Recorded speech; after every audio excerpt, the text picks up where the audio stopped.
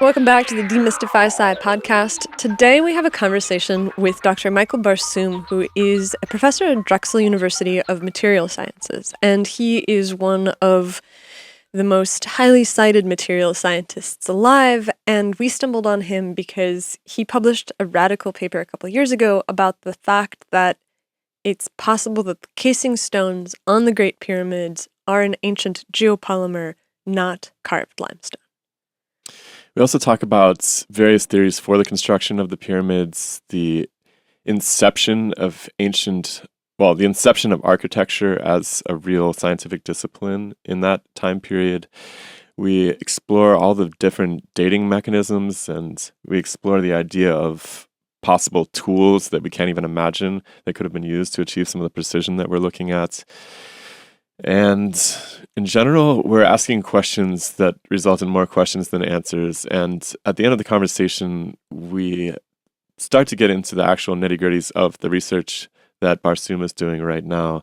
And I think we're going to have him back for another conversation because he's an inventor and he's coming up with all sorts of crazy new ceramics that can be used for all sorts of purposes that I think are going to improve our daily lives in all sorts of interesting ways. And because he's a material scientist, he's also hanging out at that interface that we love to talk about so much, which is the mathematical and the physical. And we have a big conversation that is constantly going on the podcast, which is like, what does the math mean? Like, what is the metaphysics of your mathematics? Does it just bottom out there, or is there something else? But we kind of just touch on that before we end the conversation. We have another conversation lined up to talk about geopolymers because there's this gradual shift in people's understanding of the way that the ancient world worked, where it might be that geopolymers were common in not just Egypt, but also in South America. There's some people have proposed it for Göbekli Tepe as well. And so it's like the question is, like, how old are these technologies? What did these people do? How did they make these structures? And so we will continue exploring the subject. This is just our first conversation, and we figured it would be cool to set it off with somebody who is otherwise incredibly accomplished in what amounts to a conventional discipline. Like, this is a pretty controversial take from a guy who's well established otherwise. Yeah, there's a number of people working on this same topic, so we're going to try to bring them on and triangulate this issue a bit further because nobody seems to agree with anybody else, and everybody's in their own lane. So I think that we'll find that from an assemblage of all these perspectives, we can get a little bit closer to what actually happened. If you are enjoying this podcast, please consider supporting us. We don't have ads, we don't have sponsors, anything ugly like that. And the only way that we do that is by listener support. So come over to patreon.com and please donate just a couple of dollars a month, and you will help us continue to put more and more time into this project and make it more useful to the world. Also, consider coming out to Austin, Texas on April 7th and 8th for a very first in-person event. It looks like we're going to have about 30 to 40 people there. It's going to be a small group setting for 2 days of talks, workshops, conversations, hangouts, where we get to dive into all of our favorite subjects that we explore on the podcast. Tickets for sale right up here. We hope to see you there. Enjoy the conversation. We'll see you next time. The scientific revolution starts now. The Demystify Sci podcast. Let us see in the dark.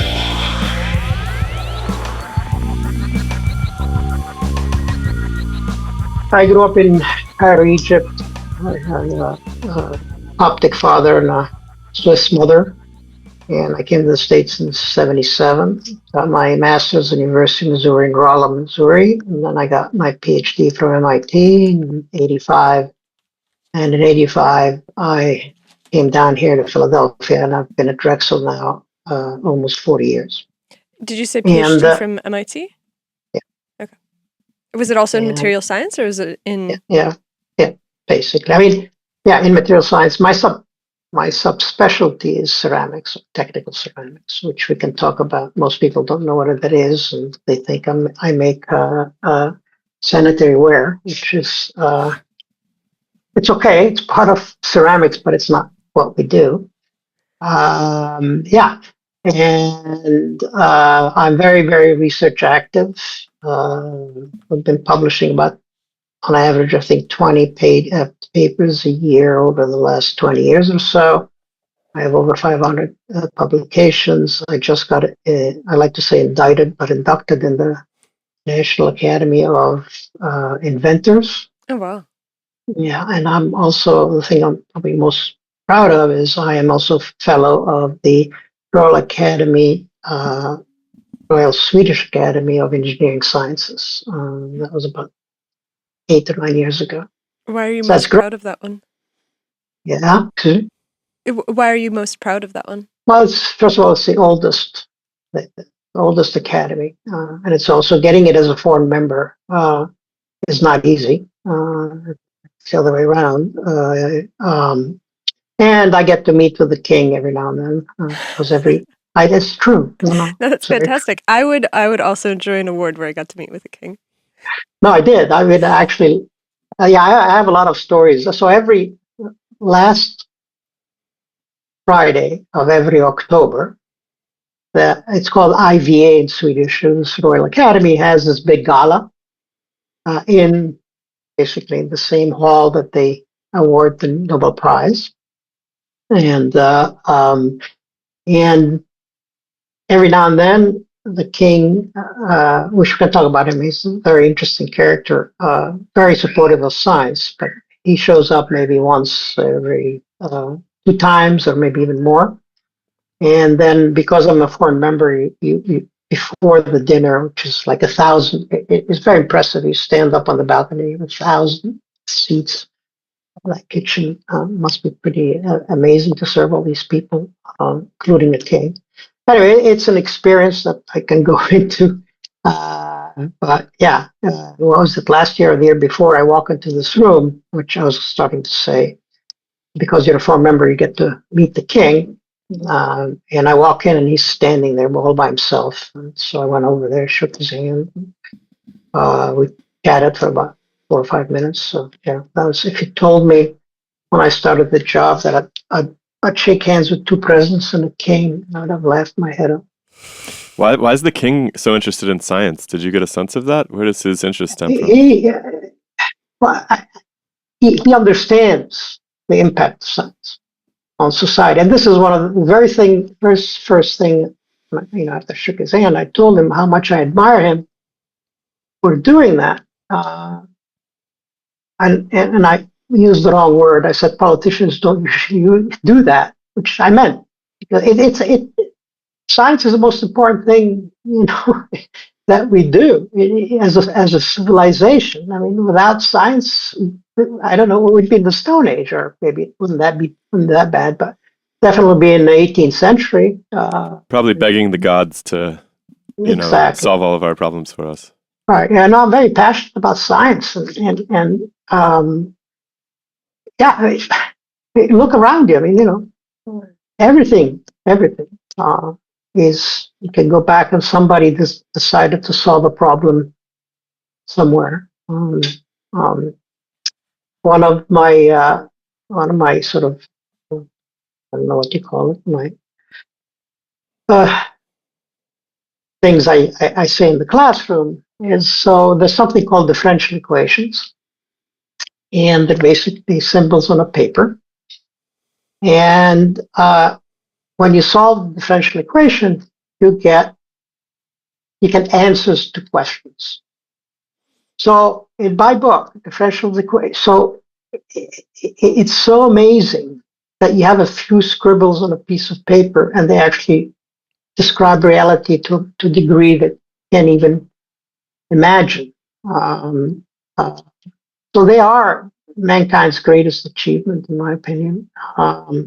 And so, I tell my students that. I said, it's fascinating. You solve differential, I mean, people have solved differential equations, and to solve the differential equation, you need to put criteria, or you need to put controls on it.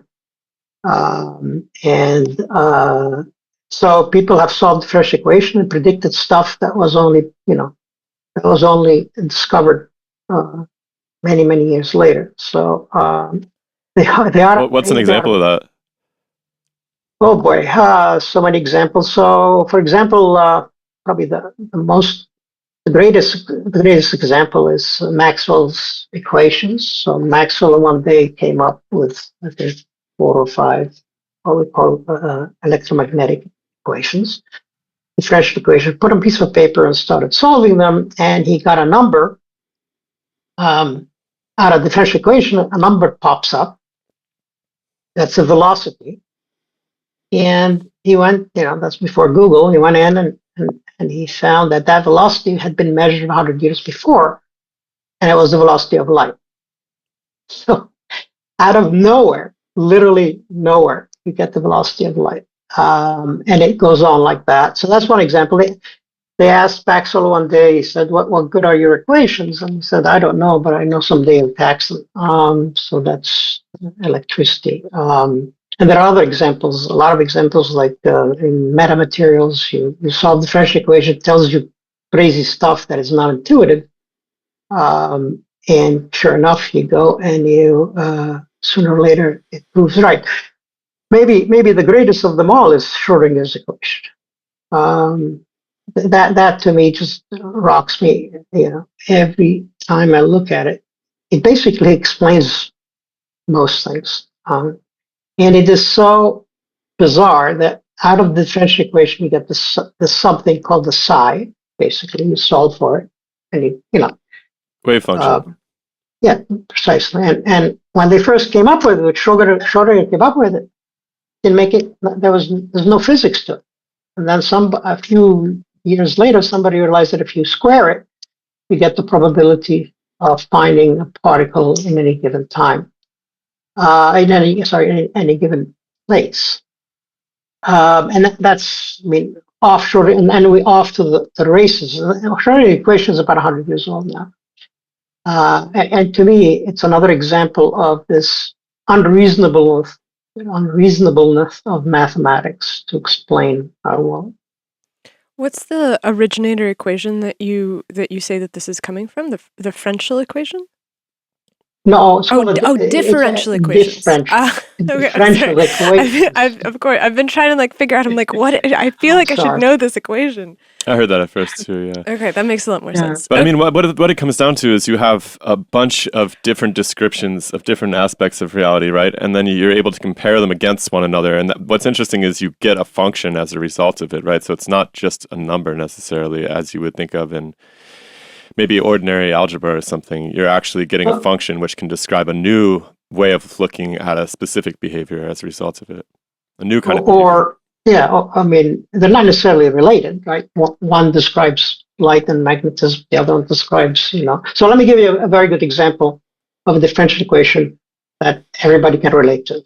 So you have a long column of water, and you put a drop of ink in that long column. What happens? Diffuses, I suppose.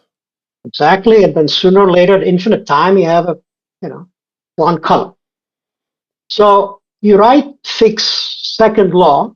It's a differential equation. He came up with it. You write it down, you solve it, and you get exactly how fast or not fast and what the concentration is at any time at any x down your column. Okay, that's a very good example that people can relate to. Now, if you didn't have the differential equation, you put the drop of water, the best you can say, well, after a while, gets less red, and eventually everything is pink. But the differential equation allows you to actually say exactly when and where the concentration, what the concentration of ink is. And what's crazy is Fick's law is also analogous to other laws in physics. Like if you look at heat transfer to some extent, if I recall correctly, evaporation dynamics, momentum transfer, I believe, is also a similar transport function. So you have this congruence in these patterns that occurs over and over across nature. That's what's really, really fascinating about it to me. And I think that's why people have had a very tremulous and mystical relationship to mathematics since the Pythagoreans, right? Because the Pythagoreans are like, it is insane that you can take a certain number of stones and arrange them into a triangle. Why is that? And I feel like we're doing it in a way that's more complicated, which is, you water columns and diffusion, but it's still the same wonder at why does the universe fold up onto itself this way?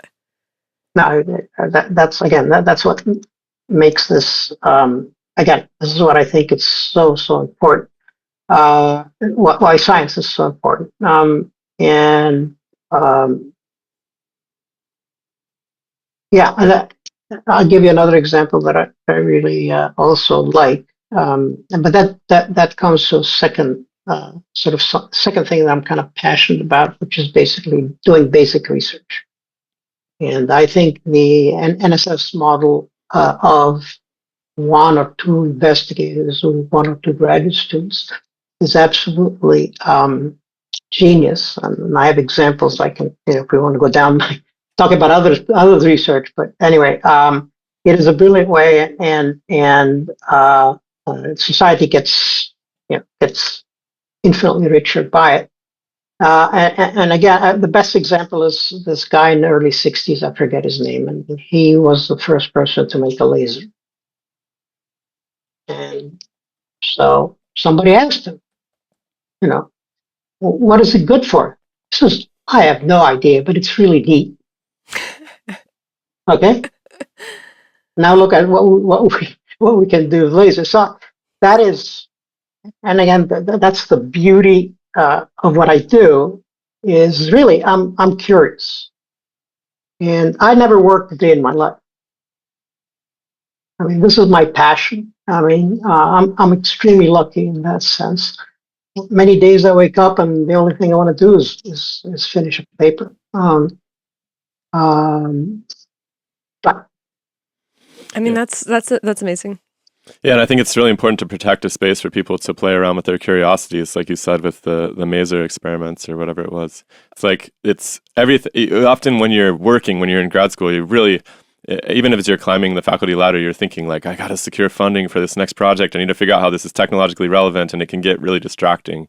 And so I think people have to really fight for that space in their lives to really pursue the curiosity that got them into it in the first place. It's not easy. And like no, it's not easy. We came up through the academy, and so we graduated from Columbia in 2018 with our PhDs. And Shiloh studied biophysics. I did bioelectricity. Mm-hmm. And we kind of at the time looked around and realized that the academy had changed so much over the course of the last, 20 years? Because I think that whenever you show up to a place, you show up with the dream of what it was when the legend was made. And so we arrived and we found that the guild had come off the lily a little bit. And so, but we love science. Like, we love to figure out how nature works in a very broad sense. Not in the way that, you read a nature paper from a different discipline and it's just this impenetrable wall of highly specific information. But we want to be able to spend our time really cultivating a library of ideas. And so that's what this project is. It's our library, where we want to be able to talk to the people that are seeing the future. Right. So when did you start the podcast? About 2 years ago. 2 years ago. Okay. Anyway, it's evolved a lot since then, to say the least. Yes, I mean, your comment about the academy, which you mean basically universities, etc., right? Has that changed? Yes. Has it changed in the sciences? Not as much. At some level, we are shielded because the idea of truth is still valued. I'm literally just talking about the fact that I have talked to numerous people who in the 1970s graduated and got a job as a tenured professor over the phone. Yeah, right. That doesn't happen. That happened to me. Oh, in that sense. Literally everybody we came into grad school was like, well, I'm going to be a professor. And I'm like, sweetheart, no, you're not.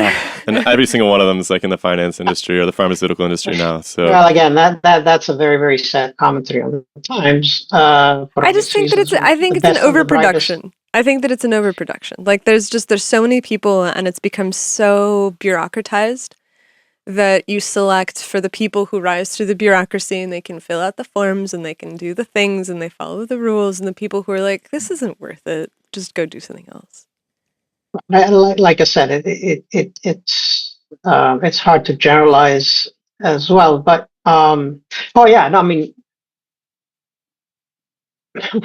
when I submitted my resume to Drexel in '85, it happened exactly like you said. The department head, I came in for give my talk. The department head takes me to breakfast and he says, "Okay, you got the job. What do you want?" I hadn't even given my talk. Now, in retrospect, if I had sent my resume, my then resume for a faculty position today, it wouldn't even make the. I mean, it would be in the garbage can before you can say boo. So in that respect, 100%. I mean, today the competition is fierce to get an academic position. Having said that, I've been lucky. I have 6 of my graduate students that have become faculty, and they all were passionate about it, and they all, just kept on, pushing until they got it. So it's still possible. I don't want to discourage people out there. It's still very possible. But yeah, is it harder today? Absolutely. My son is getting his PhD now at Northwestern, and so I'm living this because he wants to. One of the things he said he may want to do is go into academia. So I think he will be able to. It may take a little bit longer. And I mean, I think that that's the bargain that people make, right? I think often about the way that science was the domain of sinecured priests for a long time. Like Gregor Mendel and his abbey with his peas hauled away, and you look back at his life, and his family was super poor. They had been living in the same cabin, I think, for 100 years. Like his family had occupied the same house for 100 years. And he didn't want to be a farmer. He didn't want to work his whole life. He was a man of ideas. And so he joined the church because that was the only place that could give you this protected area where you could just think about stuff. And, that was fantastic. And I think that was the hope and the promise of academic research for a long time, where it's a place where you are protected from the vagaries of nature, the storms, so to speak. And do you think that that's still the case?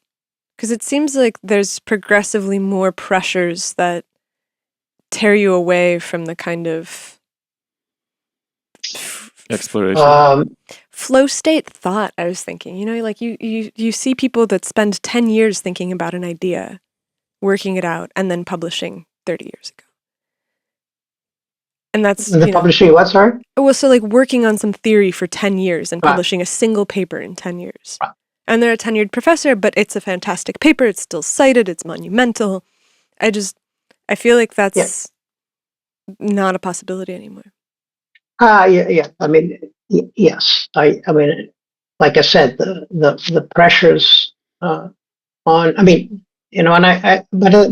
well, again, I have to be slightly careful because I joined a very interesting university, Drexel University, that until before the 1960s, they were the Drexel Institute of Technology, and so they really were not a full-blown university. They did not award PhDs. So 1960, they started doing that, and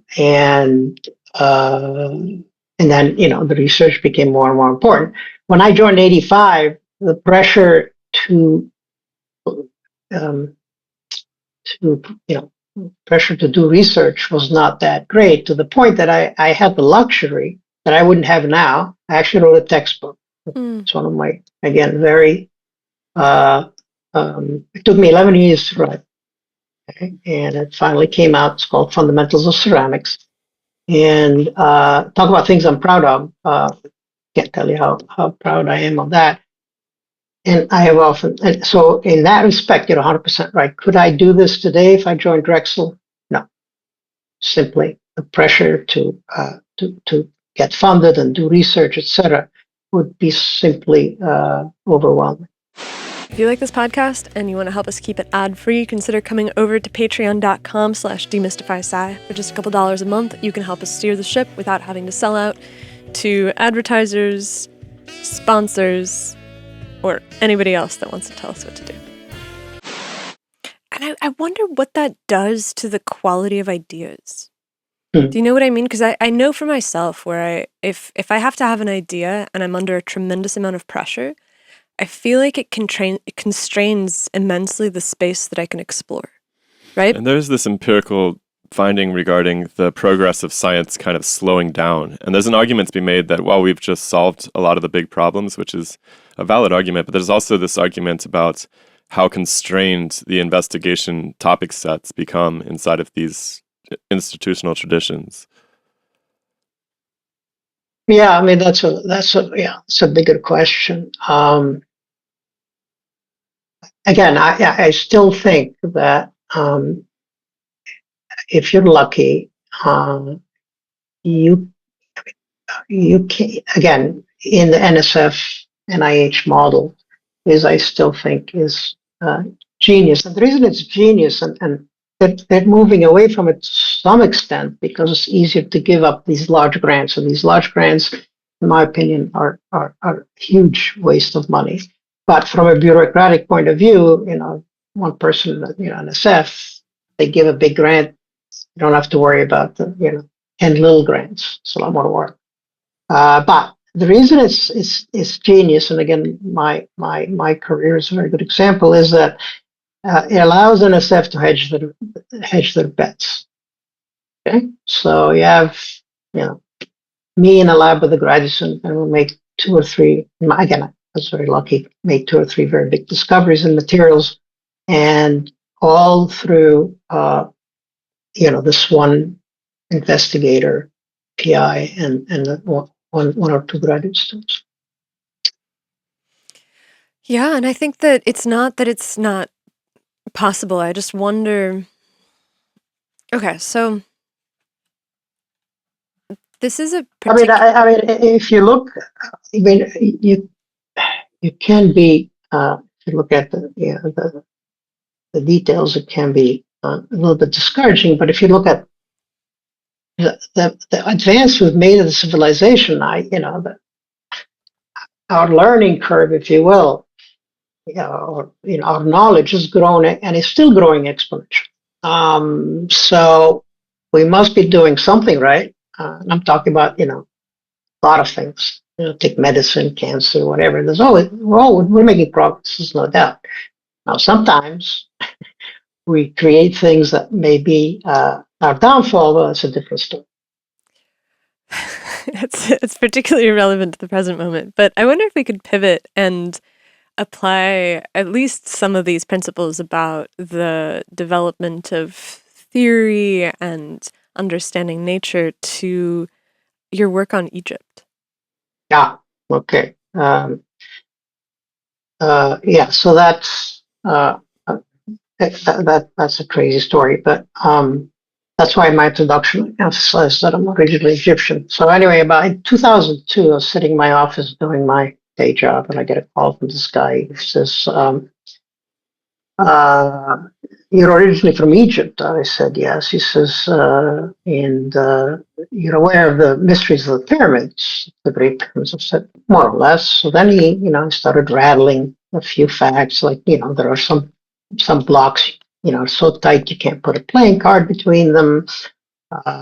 There are no ramps.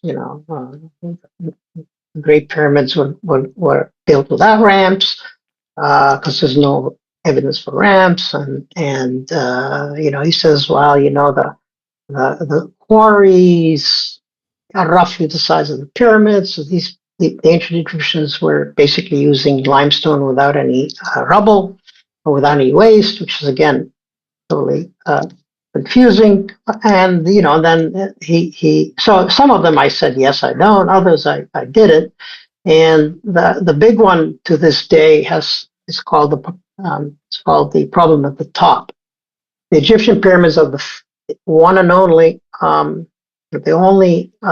pyramids that end at an apex point. All other pyramids in the world are more square-ish or rectangle-ish. And the reason is very difficult to have 4 planes come to a point. I'll get to that in a minute. So he went on like this, and he said, well, the mystery was solved. And I said, yeah. And he says, yeah, the pyramids are cast. So I laughed. He says, why laugh? I said, come on, man, with an electron microscope and a natural sample and limestone concrete, to blow the story up in 2 days. He says, well, that's what I'm calling. Okay. So I said, I'm going to send you this book. You read it. Tell me what you think. Anyway, so the idea, Joseph Davidovits in France in the early 80s was a material scientist. And somehow he came up with this idea. And he's the guy, by the way, who went out and invented what we now call geopolymers. I don't know if you've heard of these, but they are alternatives to Portland cement. Anyway, so he had a couple of samples. He did a very crude chemical analysis, and he had 4 control samples from the Giza plateau. That's where the pyramid is. And he showed that, some of the, basically there were 2, that there was enough discrepancy there to warrant research. And instead, there's enough discrepancy to warrant research because the pyramids didn't look like they were made of the same material as the rest of the Giza plateau. Yes. We'll talk about the limestone. Yeah. So the limestone that was sampled didn't look like the limestone that's in the pyramids. That was in the Giza plateau. In other words, I'm sorry, I forgot to mention, he went, I don't know how he acquired a few samples from no, I know exactly, I remember now. It gets more intricate. So he goes to see, so Davidovits goes, again, early 80s, goes to see Lauer. Lauer was preeminent Egyptologist of his generation. He was in his 80s. Davidovits goes and tells him his theory, and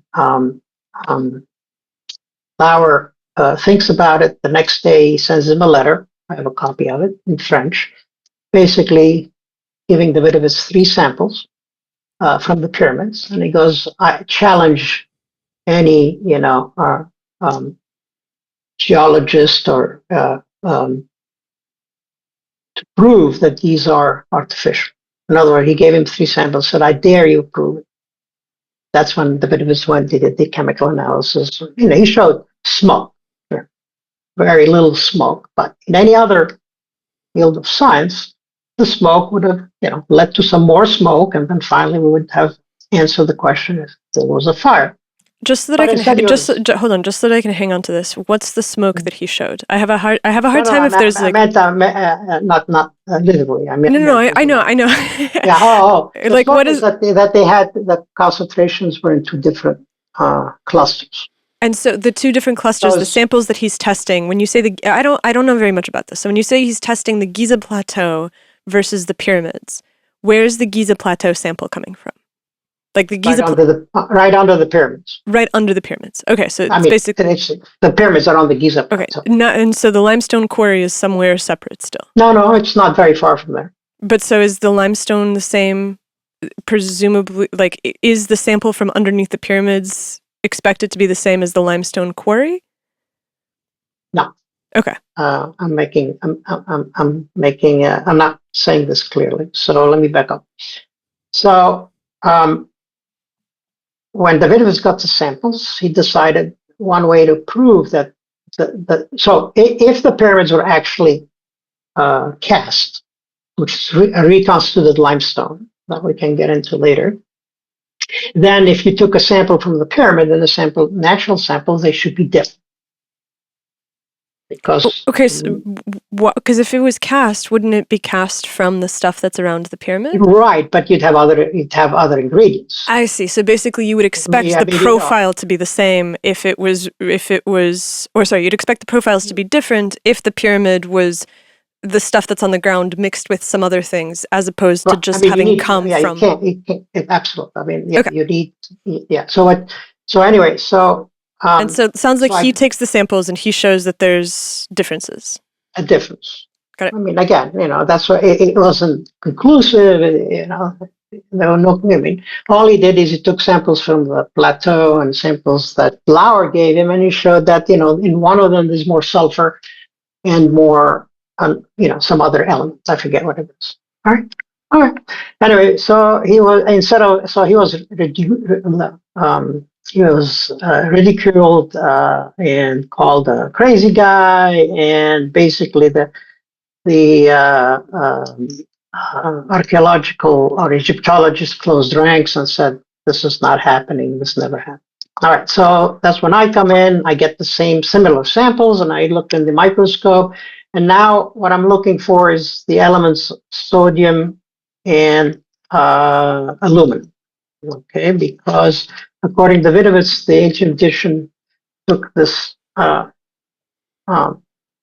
limestone from the Giza plateau, crushed it into a fine powder, and that limestone had clay, and then they added lime. Lime is a very high pH, so it dissolves the silicon, and then when the water evaporates, you get concrete, limestone, fine limestone concrete. Does that make sense? Are you following? Yep. Yes. Yep.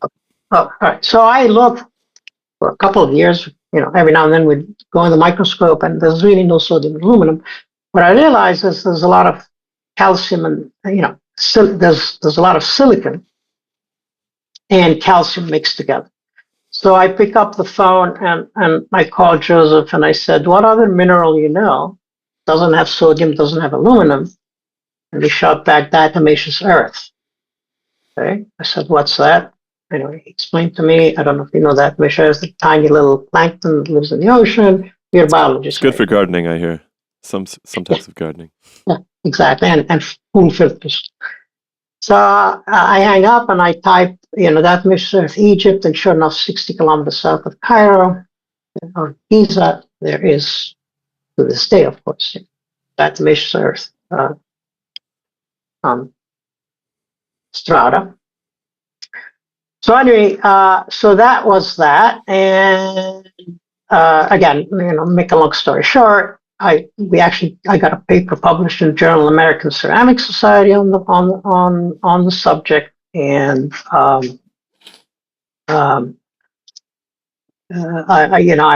can send you.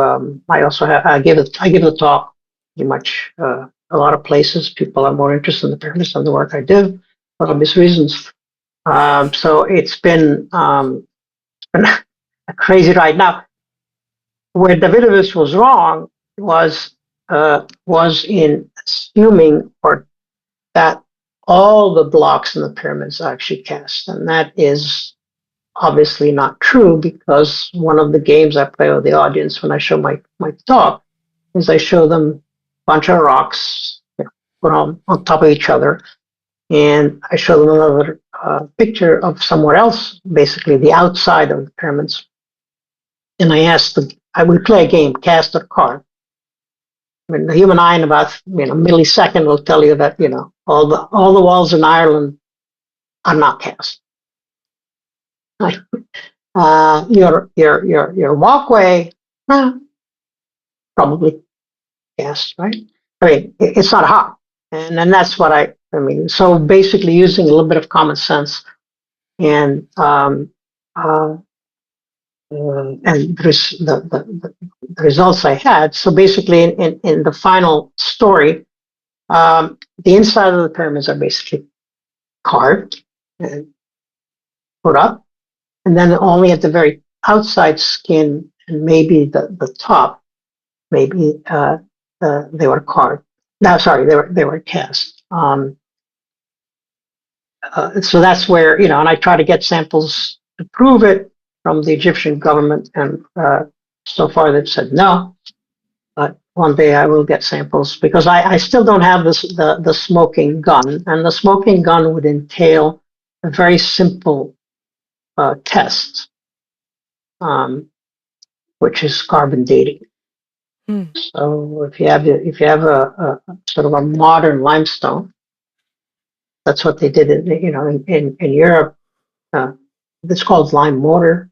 And if you have an very old church and you want to know the age of the church, you take some of that lime mortar and you do a carbon analysis, carbon 14. And if it's natural limestone, we get 0 because it's all decayed. If you have a modern sample, you'll get a certain amount of carbon 14 because decays, we know the half-life is 5,000 years. So I actually did have a smoking gun, but I did not publish it. I do have evidence that in some samples, the problem with those samples was of dubious origin, but I'm convinced that at least some of them, not much, maybe 10% tops of the pyramids are cast.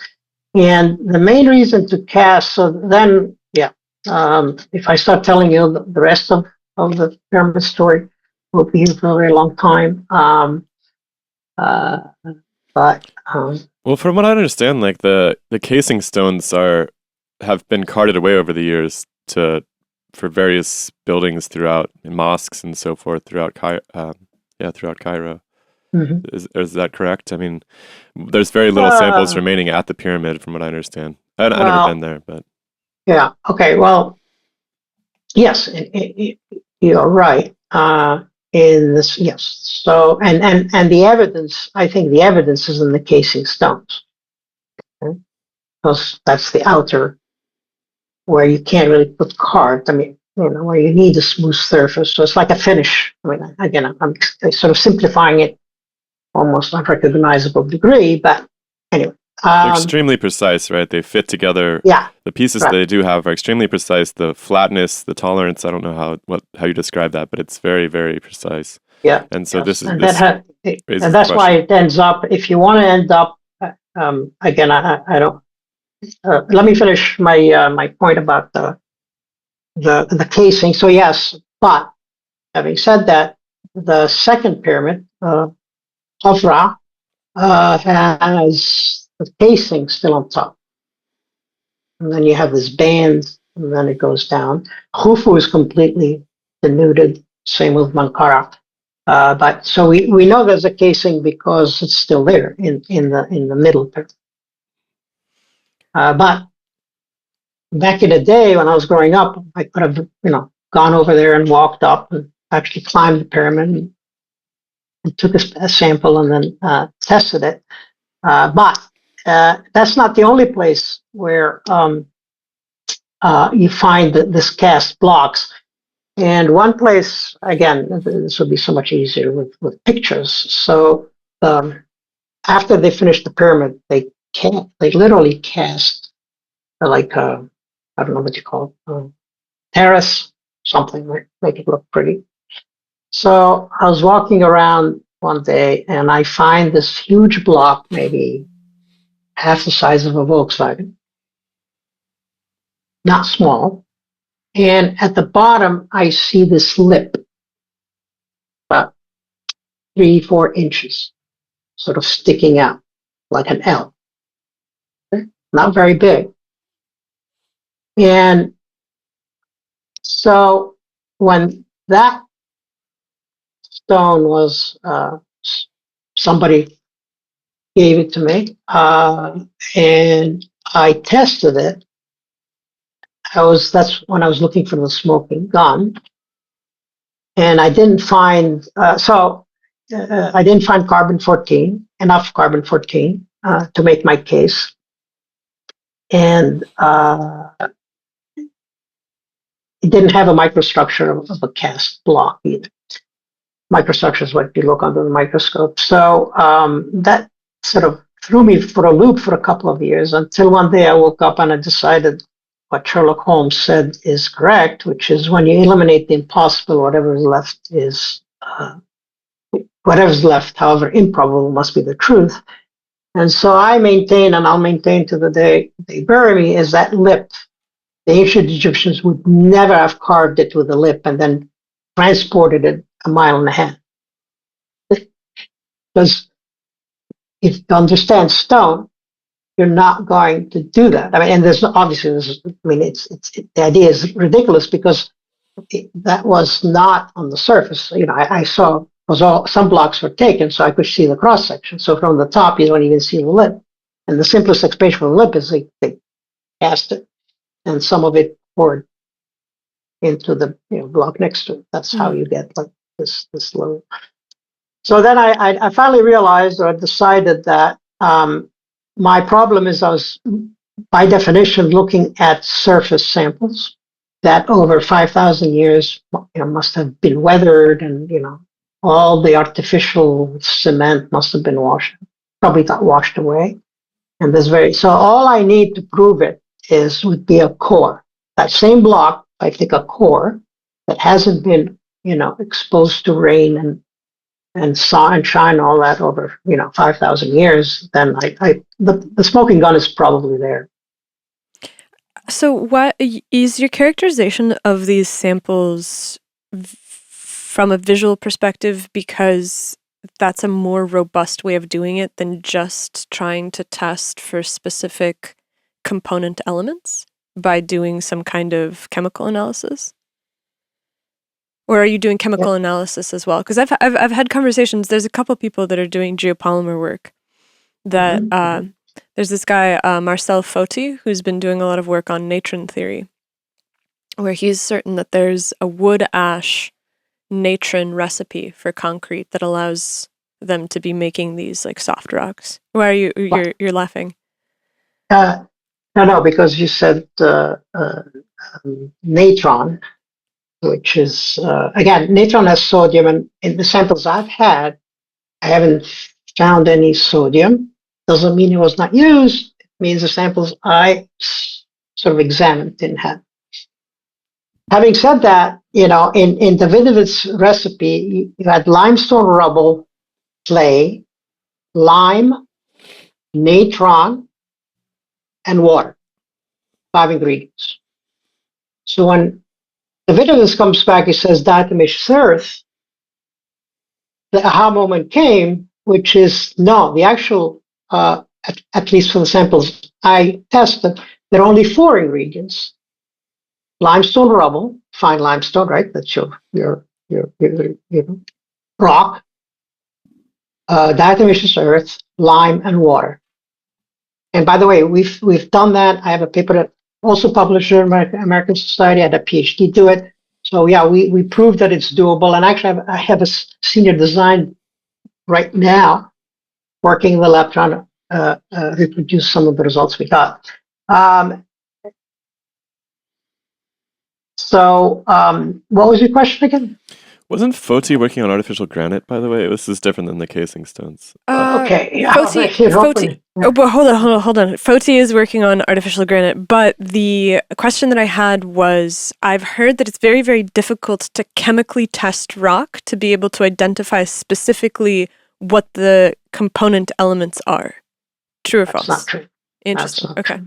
No, not at all. Because I mean, what I do is I take a cross section, put in a scanning electron microscope, and I can see the topology, of course. I can magnify it to 100,000. I can, zoom in and zoom out. But most importantly, we have spectroscope on the microscope that if I put just shine the electrons in one area, it'll tell me the chemistry of that particular area. It's called electron EDS.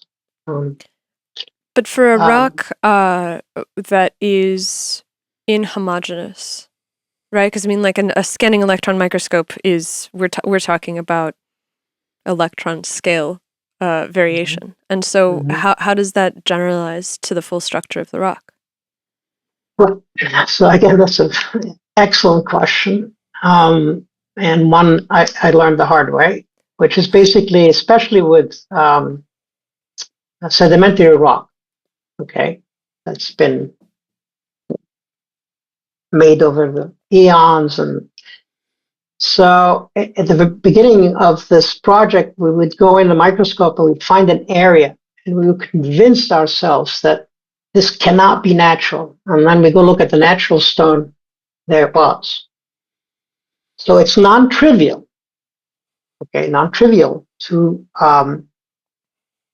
determine.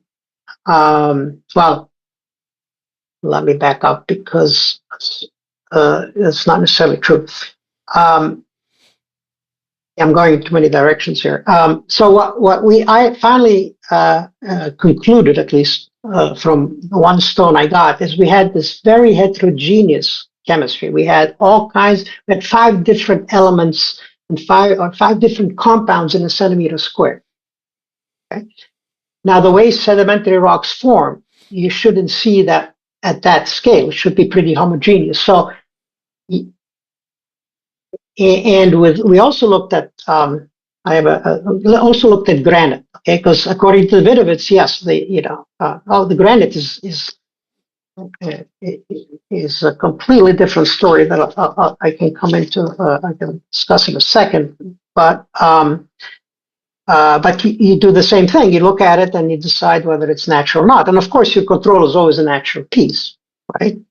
But so I was working with a geologist at Columbia University on this project, and he invited me to Columbia, went down, gave a talk, and then we went together to the Met. And I think it was a holiday, but his ex-students was running were working at the Met. They let me in, so there was just me, him, and the student, and I immediately went to one of those granite, sphinx or whatever you want to call them. And again, common sense and 5 seconds tell you that they cannot be cast. And the reason is because you could see veins of that size. But, okay, so you can't, if you're pouring in concrete, it has to, by definition, be homogeneous all around. So, so immediately, yeah, if you see a vein, something black. Well, I'm just thinking about the way that I don't know how much you cook, but there's a technique of making like swirled breads and like cheesecakes and stuff like that, where you put 2 different colors together and then you marble them, and so you get this effect. And I know that we make artificial stones today that look passably like granite, and so go ahead. Depends on scale. Okay. Depends on scale. I'm telling you, there's a vein that's 3 feet. It's obviously, this is all igneous rock, right? So different stuff, diffused in. But I mean, you look at not any, but again, it'd be a lot easier if I had the pictures I could show you. But yeah, so I'm not talking about sort of heterogeneity at the scale of centimeters or even tens of centimeters. I'm talking about something that's quite clearly geological knowledge. So you're basically like, the size of it is such that though you can technically make an artificial stone, the features in artificial stone are so uniform that it would never appear to be quite like this. I mean, the only way to do that, the only way to put that piece would be it's not impossible for the Egyptians to have done it. All they would have had to do is put this black piece, for whatever reason, in the mold and then cast on top of it. And then it would be set in there. But that's obviously, that's not common sense. But the granite. So after the paper got accepted, I got really attacked by the Egyptologist. You probably heard the name Zahi Hawass. He pops up in every one of these conversations. It's really funny. So, I said he pops up in every single conversation about Egypt, no matter what the opinion of the person is we're talking about. They're like, "Do you know Zahi Hawass?" It's always like, okay. Anyway, Zahi Hawass is a megalomaniac that decided that he and only he understands Egyptology, and everybody else has 2 options: either to agree with him, which then you're allowed into Egypt, or you don't agree with him, which means as an Egyptologist, you'll never be able to do any work in Egypt. He's no longer in charge, so now things have changed. But anyway, Yeah, but so when the paper in 2006 was finally published, and I had a press conference in Paris, it was very nice. And so he attacked me and he said, the fact that, and I paraphrase, the fact that the cast is highly insulting and highly stupid. Quote unquote. Very, very reasoned criticism. Yeah, I was. Yeah. But having said that,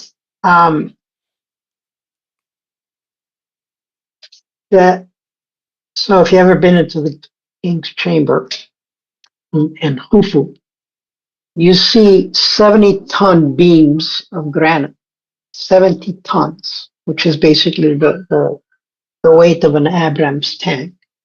Okay, and they are put together. First of all, they're smoother than anything you want to see. The seams between them, you can't put a card between.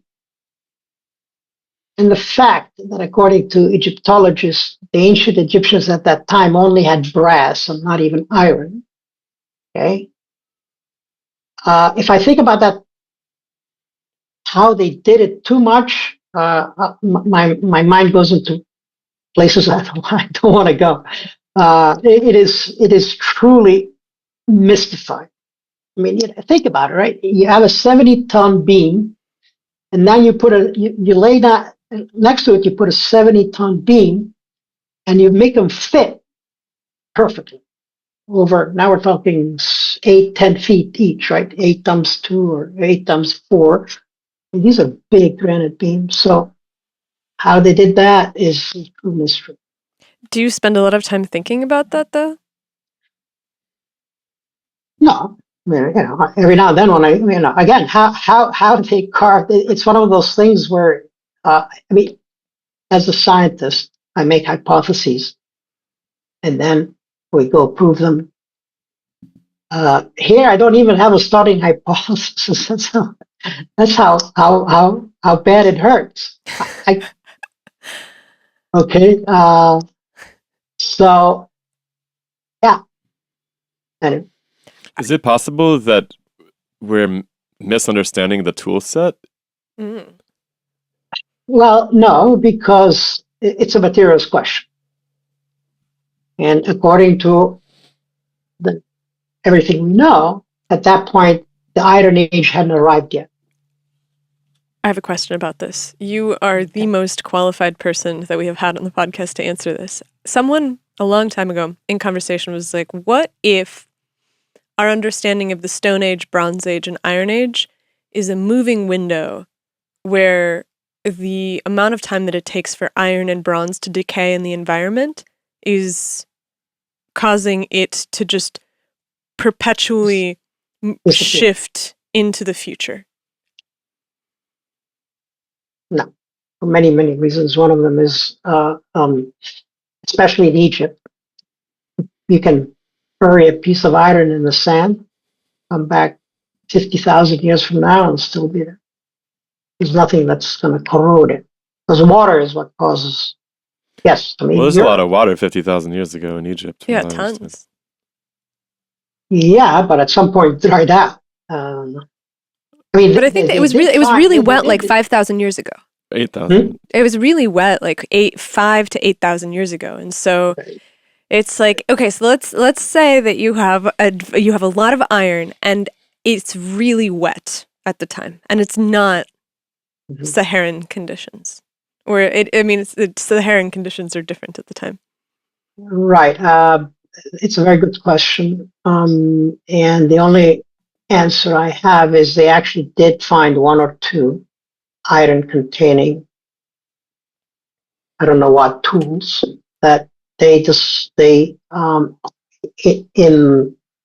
sometime in Egypt. I have to look it up. It's probably on Wikipedia, but these were from meteorites. Yeah, they have some like beads that they found. I think that it was a necklace, something like that. And that came. So to answer your own question, then you're like, these so did like not dissolve. It's they a probabilistic one. Yeah. Okay. Yeah, I mean, not go away.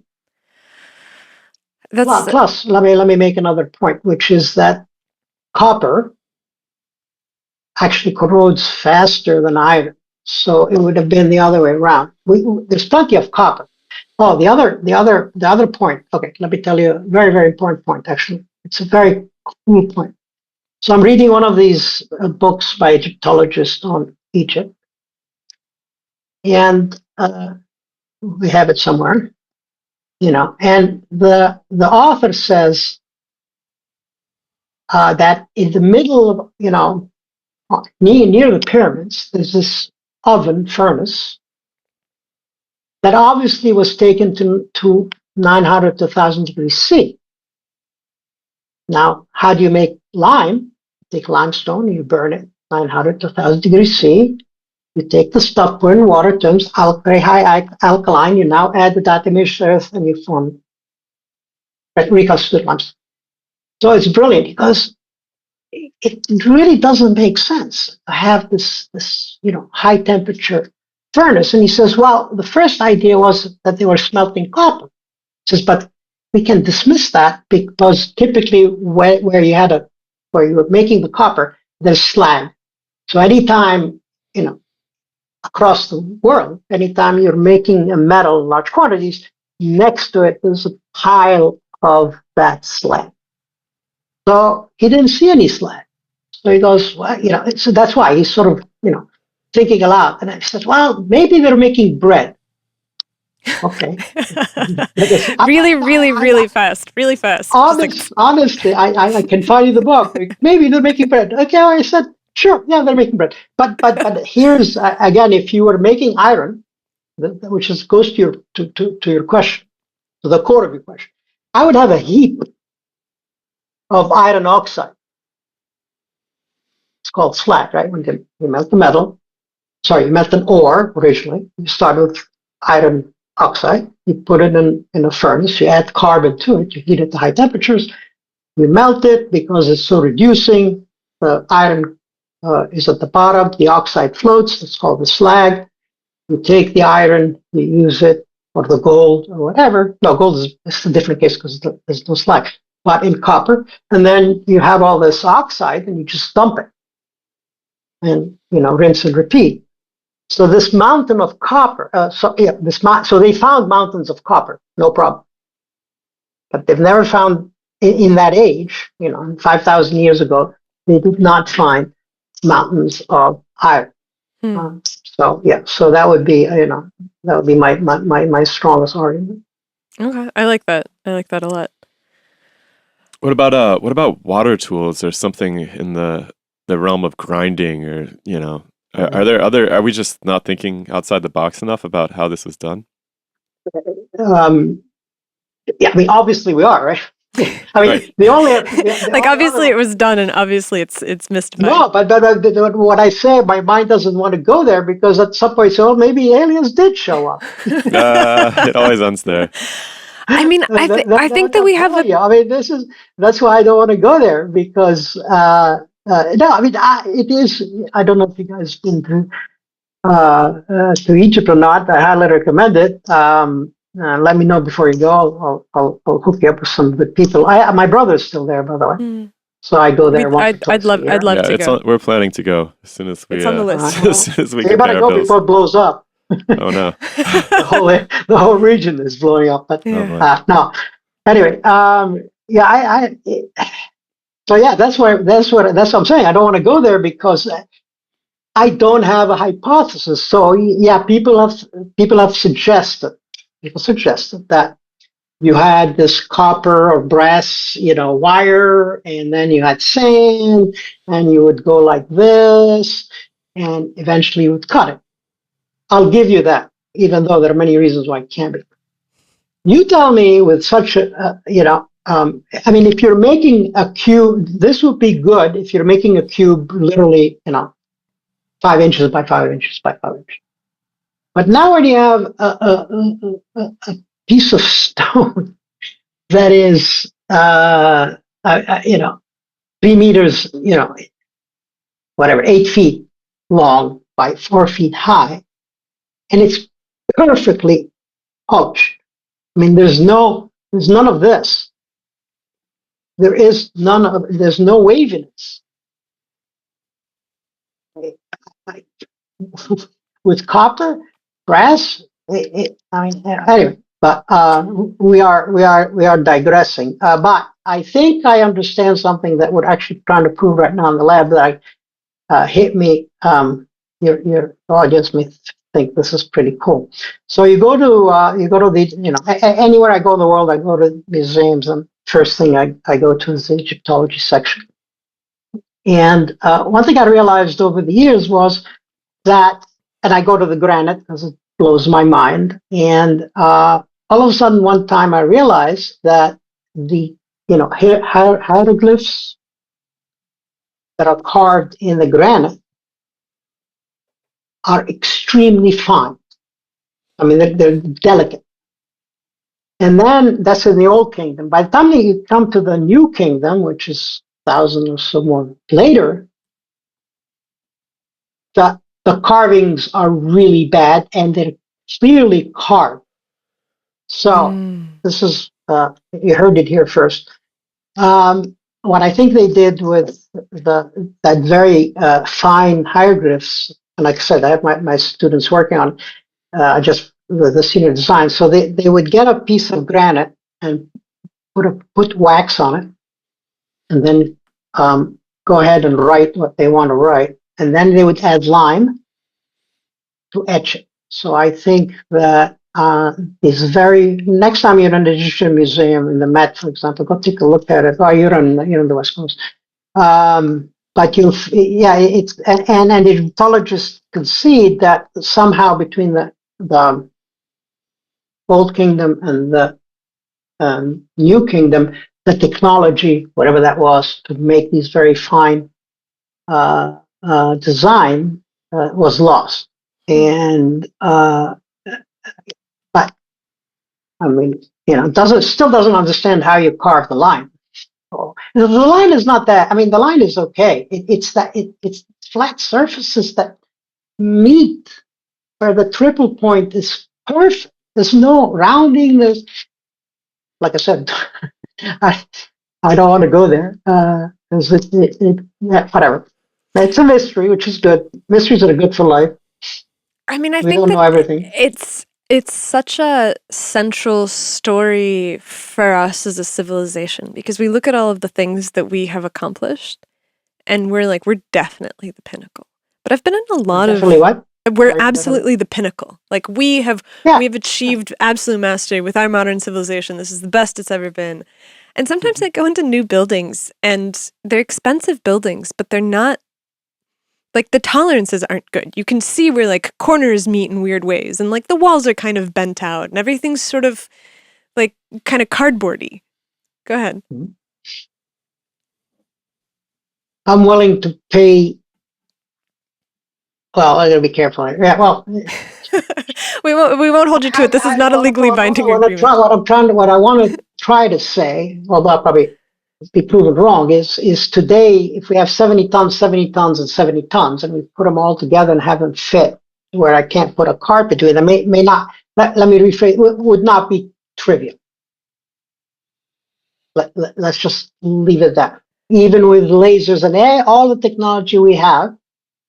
The other thing, all right. Well, if we're going to keep talking about just pyramids, I don't know how much time you guys have, but I can go on forever. But this one, I think, is I really have to tell you this story because it is more than brilliant. So again, sitting in my office doing my day job, and this Norwegian architect calls me up, and he doesn't call me. He sends me an email saying he figured out how the pyramids were built. Okay, well, I've gotten all kinds of emails.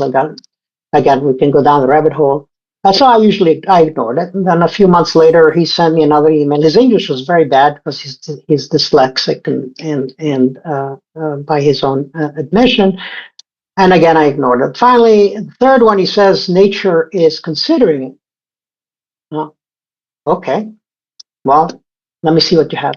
I read, couldn't understand a word he's saying. But then because I used to go to Sweden very often, I said, listen, why don't we meet in Stockholm airport? He comes from Norway. And You can tell me your story, because I don't understand what you said. So we did, and at the end of his exposition, I got up and I hugged him. I said, "This is just incredible." So he is, his name is Ole Bryn, Olebryn, and he wrote a book called The Apex Point, very highly recommended. And he is a working architect. All the other people who ever wrote books on the pyramids were archaeologists, Egyptologists. They don't know beans about building something. So the guy, he woke up one day and says, first of all, the one thing I can tell you is impossible is I can't take 10,000 literate peasants, bring them up to the Giza plateau, and say, okay, boys, here's the plan for the next 7 years or so. We're going to build this massive building, the largest building ever made, maybe to this day, if you exclude the Hoover Dam and all that other stuff. And we're going to build this. And by the way, you see those four sides? They're going to meet at a spot, imaginary spot, 140 or 150 meters from where we're standing. He said you can't do that without a plane. So he figured it out. And the guy who built the Great Pyramids invented architecture. Now let me explain why. So now to get to the apex point, what you need, they do that in architecture today, you need a grid, going back to your point about things being wobbly, you need a grid that's divorced from the building. Why? Because if you build a two-story building, it doesn't matter, off by 1 degree this way or this way, you won't worry about it, you don't see it.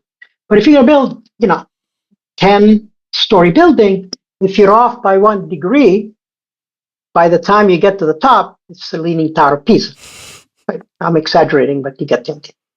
So you need a grid that's divorced from the building. So how did the Egyptians do it? And they only had a water level, okay, and a what do you call the thing that A plumb line? Yeah. The thing that hangs The vertically plumb that bob tells thing. you. Yeah. Yeah, it tells you when you're vertical or not. Anyway, so the first thing you do is you have a rope ceremony, and you stretch rope on first you level the area, then you put rope 3, 4, 5 Pythagoras, and you create a grid, and that's a ceremony. It's like breaking ground. Then your challenge is you need to be able to copy that grid to the next level. So the first thing he discovered is that all the major pyramids in Egypt are 7-layered wedding cakes. Okay? Why? Because the royal cubit was made of 7 palms. So the architect who started this building, the first thing he did was he put his royal cubit and he put 1, 2, 3, 4, 5, 6, 7. I mean, 7 is a nasty number, right? It's a prime number. It's not something that you can divide it. And that's why 7. And so now the Great Pyramid, I'll be specific to that, basically is 7 layered wedding cake. And so each floor would be 20 meters high. Okay? So what you need to do is find a way to first build the first, the first level, first story, and then transfer the grid to that, and then rinse and repeat. So the way they did it, according to Ole, which I think is probably true, is they started by making the pyramids are not solid in the sense that they needed to be concentric squares, where there's a gap between the very middle and the outside. So you make those concentric circles, and then then what you do, you come with a plumb line. That's what the word I was looking for. You come with a plumb line, and you aim it to the X, of the rope that's on the ground, and then you make an X there, and now you've transferred that intersection up 20 meters. So then you have another rope ceremony, not really, but you have another grid making operation, which is you have to use ropes. Put that down. Now that one faithfully mirrors what's on the ground. So now you can do anything you want. So then what he thinks they did is they got all the rubble that was left over and they dumped it in the channels between these concentric circles. Totally brilliant. Okay, so now you're on the second floor. You have your ropes. Everything's great. Now you can do it. Continue. Now, the implications of this are multiple. One of them is you can put a ramp between the first layer of the wedding cake and the second layer of the wedding cake, and you have 4 ramps, going in a spiral. And now you can build, because one of the big mysteries of the Great Pyramid, I think, is I forget what it was built in a very few number of years, and anyway. So that's the story. Now, where the casting comes in is now that you've finished the pyramid, now you need to have this. You have to encase it in something, and it has to be very, very precise how you do that. And so the only way you do that is according to Davidovitz and according to my ideas is that the outer casing was cast for that reason. Hey folks, we're having our first live event this April in Austin, Texas, and I would love to see you out there. It's going to be a really close-knit circle of discussions, some of our favorite speakers from the past couple of years, and we're really going to just have the chance to make some in-person friends. So I would love to see you there. You can pick up tickets at this link in the corner, and we'll see you at the solar eclipse in Austin. So we were talking during the break, and both of us realized that we had been nodding along to the story about the construction of the pyramids without understanding completely the role of the concentric. Okay. Or the Pythagorean triangle. Yeah, or the 3-4-5 triangle. Oh well, that was just an aside. Ollie thinks that they knew the Pythagoras theorem before the Greeks. That's why I threw that in there. But there's no evidence for that at all. So that's it has nothing to do with the story. Mm. The story basically is you needed 90 degrees. Yeah, the grid has to be 90. That'd be the easiest to work with. Right? You could make it a diagonal. You can make it any shape you want, so long as you figured a way to replicate it on the top of the first floor or the first mastaba. And what is these? Why are we talking about concentric circles for a pyramid too? I was confused about that. They're not circles, they're chimneys. Did I say circles? I misspoke. They're chimneys. So they leave gaps still in between the... Yes, that's so why? Yeah, because that's the only way you can use your plumb line and move. You need to know where the X is, basically, right? So basically... From the previous floor. That makes perfect sense. Yeah, that is brilliant. It's simple, right? And you're right, because all the other and he has a lot of evidence going for him. One of my favorite was that how the Great Pyramid has been a lot of things to a lot of people, of course. One person thought it was a nuclear power plant, the other thought it was a giant battery. We can go down that rabbit hole someday, but industrial fertilizer manufacturing is my favorite so far. There's a lot. Yeah. No, I mean, even the plagues of Egypt, that was from the nuclear, from on a nuclear power plant. It's all radiation sickness. But where was I? Sounds like you're interested in these ideas. No. So I was going to say something. Oh, So one of the very big things, you have numerologists, and a very big deal was the fact that the area of the second floor is exactly half the base, and that there was significance to that, and on and on and on. But always showed that if you make a seven-story pyramid, and you take the area of the second floor, it is around 0.49, whatever just happens to be. But the number, the seven number, I think is a smoking gun, because why would anybody do anything with seven? But that's what the other rule was divided in seven.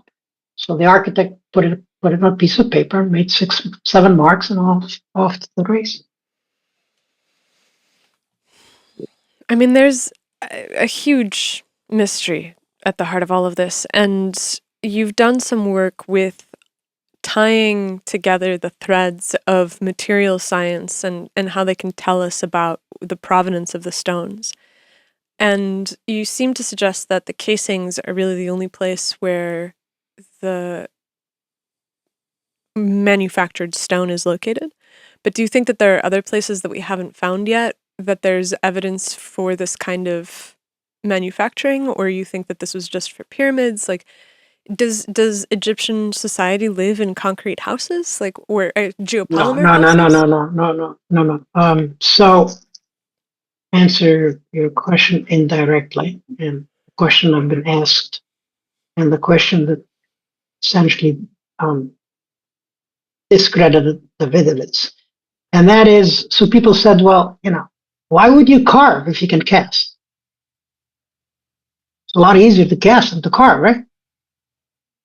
And the reason the Egyptians were not happy, because in today's world, casting is no big deal, but if you really want an expensive house, you have carved stone.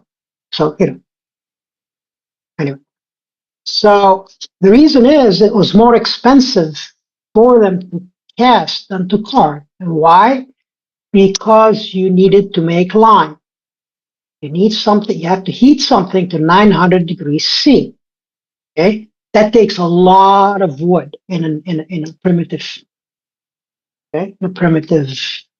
furnace, a lot of wood. And wood, as you start making your pyramid, the diameter which you have to bring the trees just keeps on getting longer and longer and farther away.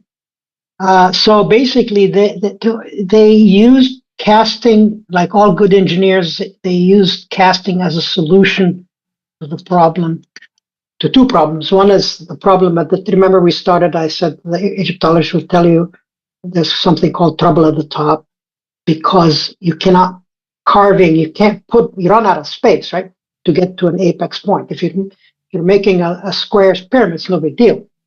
But once you get to an apex point, it's a very big deal. So the top has to be cast, the very tip top of the second pyramid. Has to. And I have a lot of evidence as well, pictorial evidence. So once I get to people warmed up to the idea of carved and cast, again, you don't need anything else, just common sense. And where Davidovics ran into trouble is he claimed, and he may still be claiming today, that the entire pyramid was cast.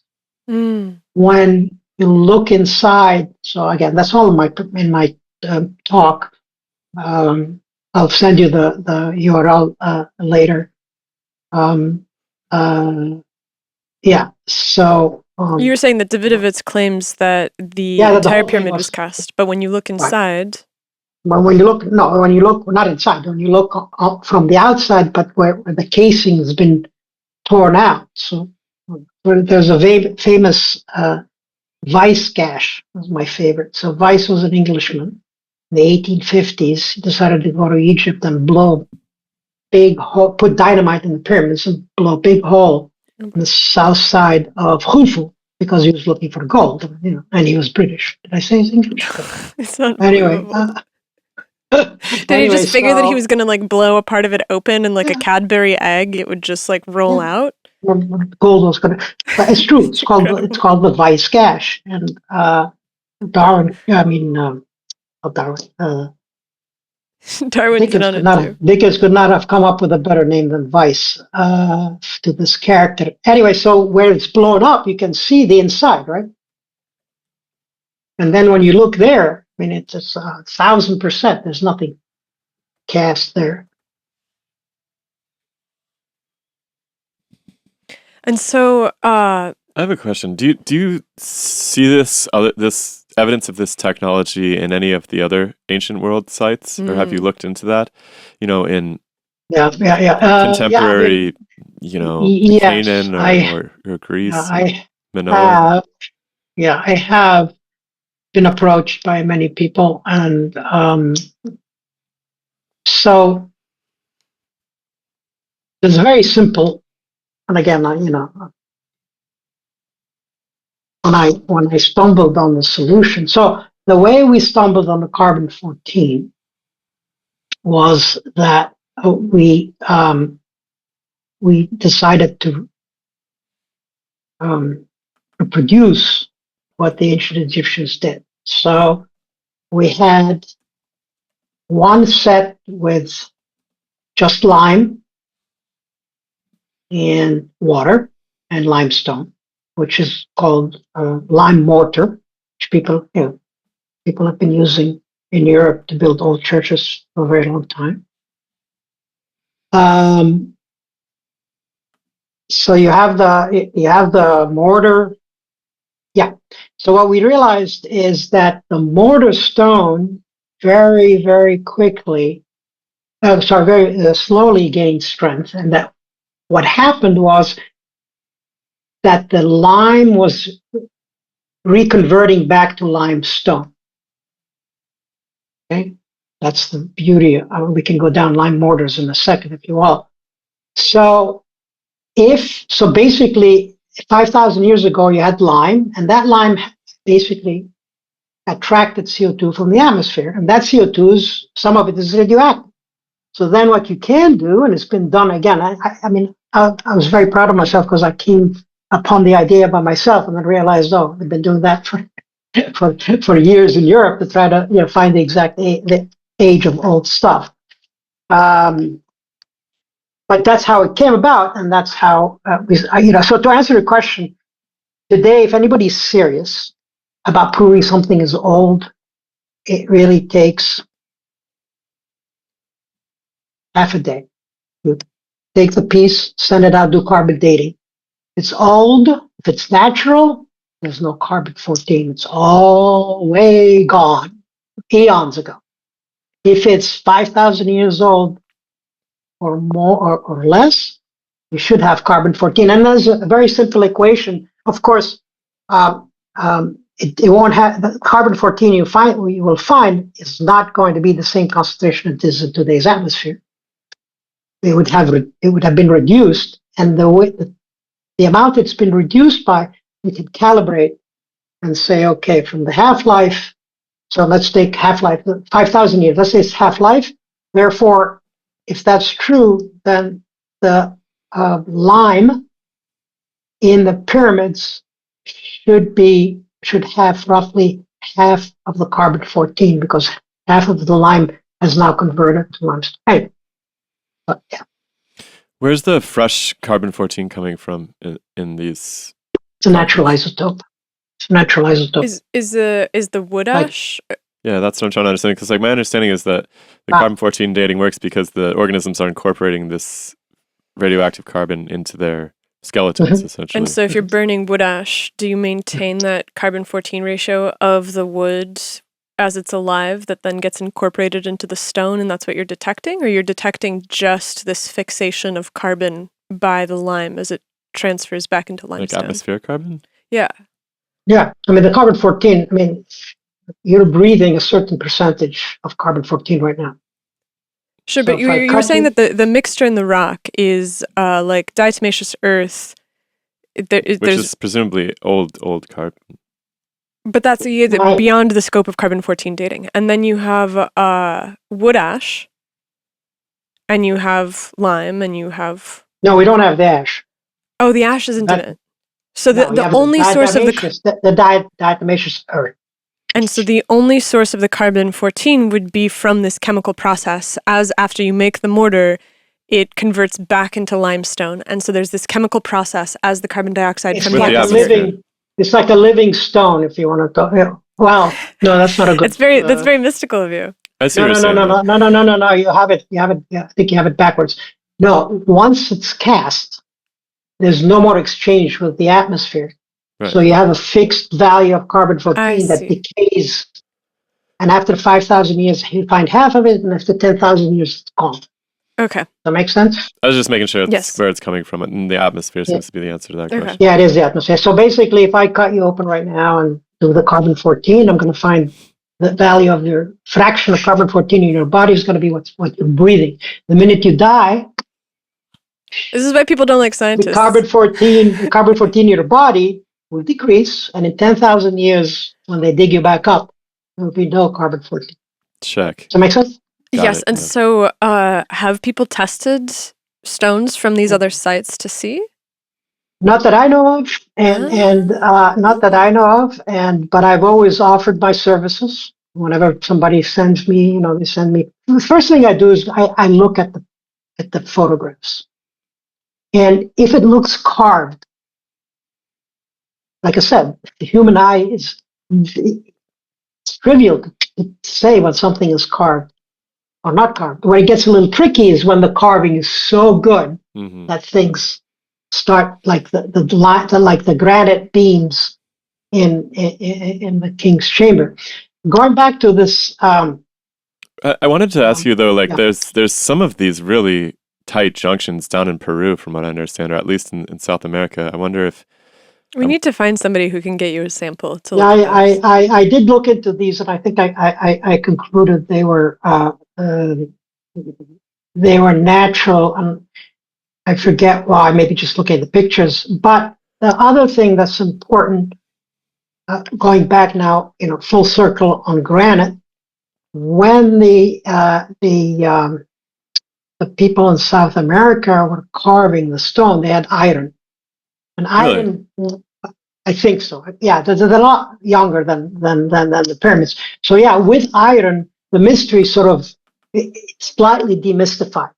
Let's just put it this way, because you had a tool you can actually dent a stone. The problem with the ancient Egyptians is all they had brass, and I usually tell my students, here's what I want you to go home tomorrow, buy yourself a small piece of granite, and get your copper wire and start carving.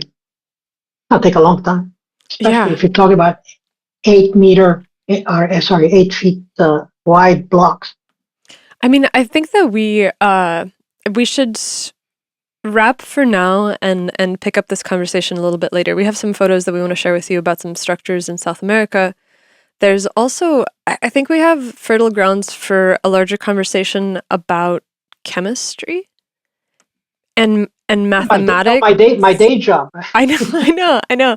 Well, because so one of the things that we're really interested on a philosophical level is the relationship between physical bodies and the mathematics of the universe. And I feel like atomic chemistry is kind of the place where we think of the smallest possible unit that comes together to form many of these equations, right? Like if we're looking at Fick's law, if we're looking at a lot of the equations for flow, we're talking about things that are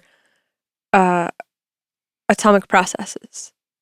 And then we're also talking about things that are smaller than atomic processes. And so it's like, how does the same equation work for the flow of energy and work for the flow of molecules inside of a solution?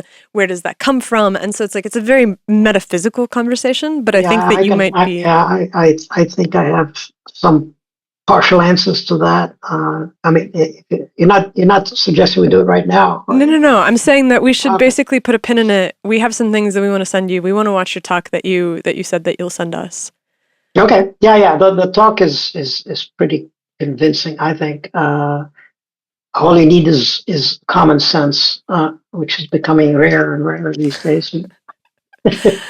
Anyway, but I want to talk to you about my day job. So let me just say that as a teaser and leave it at that.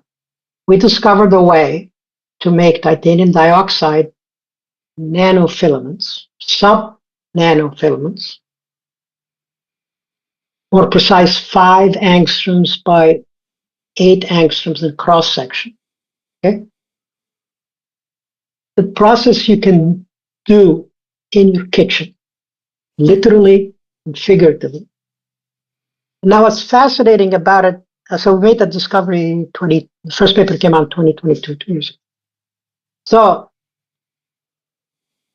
if you now take 1 gram of this material we cook in your kitchen, 1 gram, you take the fibers, those nano little things, and you put them end to end, you can go to the sun and back 1.7 times. Let me say that very slow. You take a gram of the material, 1 gram, not much. But now if you take them and you put them next to each other, the distance they will cover is 1 time to the sun and back, and then 0.7 and back. That's big deal. And the properties are off the chart. In what's like electrically? Well, in anything. I mean, catalytically, photocatalytically, not electrically per se, but in terms of absorption, they absorb. I mean, usually people use something called high adsorptive clays. Our material runs circles around this clay, double or more the absorption. Interesting. So, yeah, and that's just one of 3. I have 2 other material stories, but this one's the most recent and the one. What kind of applications do you think that we'll see? Well, that's a very good question. I mean, there's a lot of applications. Water purifiers. Water purifiers.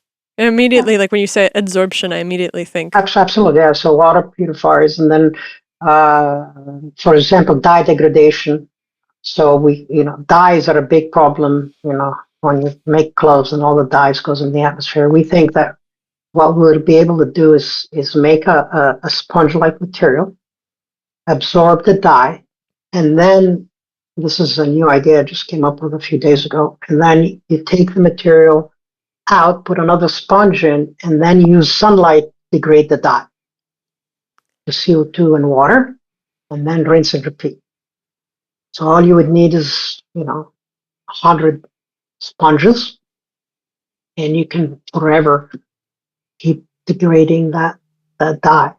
Or you could even maybe, if you could find a way of changing their properties so that they released the dye, you could circularly reuse it without having to manufacture more. Yeah. Reuse it. That's an interesting. I never thought of that. Yeah, I see. You would reuse the dye, right? Well, because I mean, it's the problem with, because you have to have so much excess to dye fabric, and that if you could pull all that excess in instead of having to manufacture more dye, this is fascinating stuff. I love. I mean, that's a very good idea. That's a very good idea. You can have that one for free. I did. My idea was because we have shown. So, and again, this is the part that's absolutely nuts. So there's something called the band gap in a material. It's an energy needed to excite an electron. Now, the sun's rays, the visible spectrum, the highest value we get in the visible spectrum is 3 eV, 3 electron volts. It's the unit of energy. Let's call them 3. So our material, because it's so fine, and for physics is more or less understood, our gap is 4. So, in other words, our material should not absorb any light or very, very little light. And yet the stuff works under the visible. And the reason we learned is that's complicated. So the dye basically latches onto our material, and then the dye absorbs the light, and then the electrons go and degrade the dye. So it's just a kamikaze dye. So it basically literally kills itself. It's fascinating. So that's just one application. We have so many. So I just finished the proposal. So with 4 applications. One is water remediation in general. One is something called dye-sensitized solar cells, which solar cells, you put dye in, it does this little trick. What else? Water splitting, because our material works unbelievably well in splitting water into hydrogen oxygen. And what was the 4th? I'll remember in a second. I mean, material science of this kind is really at the interface of the strangest phenomena in all of nature, right? Like the interplay between light and molecules and the structure. I always think about the structure of dyes and the way that they kind of what? The structure of dye molecules, like molecules that are pigmented, are almost always like antennas. They're structured in such a way that they seem like the structure must be inherent to the way that they interact and the way that they produce color. And this is stuff that we dabble in as not material scientists, but it's just endlessly fascinating. And so it'd be very cool to have it back. It is. Wonderful. What was I going to say? Oh, no. I don't remember the 4th. Never mind. I'll remember by the time we meet again. But reminds me of a joke. So there are 3 signs that are clear evidence that you're getting old. First thing that goes is your memory. Can't remember the other 2. Depressing but true. Depressing but true. Well, yeah, I'd be down to hear more about this. I'd like to hear about the process of inventing in general and what it looks like to think on the molecular scale about tooling things. Mm-hmm. But we'll let you go for now, and we really appreciate you coming by. It was a real pleasure meeting you, and I have a lot of stories. One thing, when you get older, you accumulate a lot of stories. So we love stories. Right. And but I think I really want to commend you for what you're doing, which is basically bringing in the public to this absolutely fascinating realm of science, or what we call science. And one of the things I tell my students that that's the luckiest in the history of mankind, because they are dealing with it as close to the truth as we're ever going to get.